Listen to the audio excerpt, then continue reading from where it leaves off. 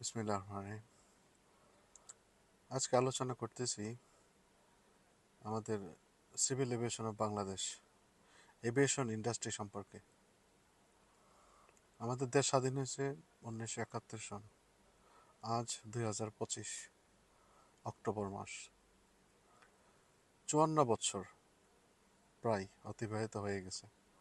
এই 54 বছরের ভিতরে আমাদের দেশের এভিয়েশন ইন্ডাস্ট্রির কোনো পরিবর্তন আমূলভাবে দেখা যায় নাই। আচ্ছা, তো এই প্রসঙ্গটা নিয়ে পরবর্তীতে কোনো একটা ভিডিওতে আলোচনা করব। আজকের মূল বিষয়টা হচ্ছে যে আমাদের যে তেজগাঁও এয়ারপোর্টটা মানে পাবলিক ট্রান্সপোর্টেশনের জন্য ওপেন করা যেতে পারে। তার প্রধান কারণ হচ্ছে যে এখানে আর্মি এভিয়েশনকে এবং এয়ারফোর্সকে দেওয়া হয়েছে যে তাদের ফ্লাইট অপারেশন ট্রেনিং, সব কিছুর জন্য।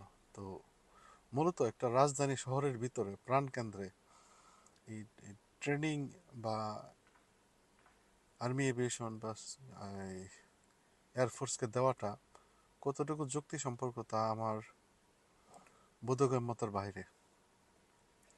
তবে এটুকু বুঝতে পারি যে যেহেতু এটা শহরের ভিতরে, ট্রেনিংয়ের বিষয়গুলা সাধারণত আমরা বিশ্বের বড় বড় দেশ বা উন্নত দেশগুলোতে দেখি যে তারা ট্রেনিং বিষয়টা খুব রিমোট এরিয়ায় নিয়ে যায়।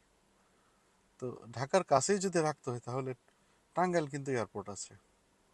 এই civil aviation authority of Bangladesh এবং বাংলাদেশ গভর্নমেন্ট মিলে যে আর্মি এভিয়েশনকে এবং এয়ারফোর্সকে আপনার টাঙ্গাইল এয়ারপোর্টে তাদের ট্রেনিং মহড়া পরিচালনা করার জন্য দেওয়া যেতে পারে।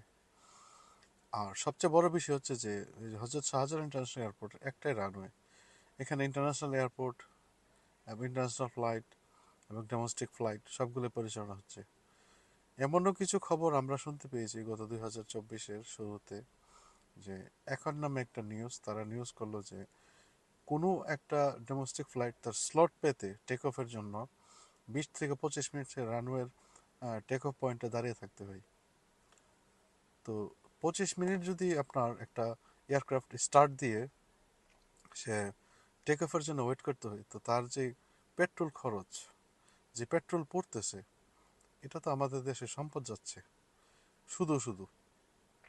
তো সেই দৃষ্টিকোণ থেকে, সেই লক্ষ্যে, যেহেতু এখানে এয়ারপোর্টও বড় হয়েছে এবং ইন্টারন্যাশনাল ফ্লাইট আরও পরিচালনা হবে, সেহেতু আমি মনে করি যে ডোমেস্টিক ফ্লাইট বা রিজিওনাল ফ্লাইট বা শাটল ফ্লাইট এগুলা আমরা তেজগাঁও এয়ারপোর্টে স্থানান্তর করতে পারি। তো এই জন্য আমি civil aviation authority of Bangladesh এবং বাংলাদেশ গভর্নমেন্ট এবং সর্বস্তরের জনগণ সবাইকে বলবো যে আমরা এটার জন্য দৃঢ় প্রতিজ্ঞাবদ্ধ হয়ে একসাথে কাজ করার জন্য আহ্বান জানাচ্ছি। ধন্যবাদ।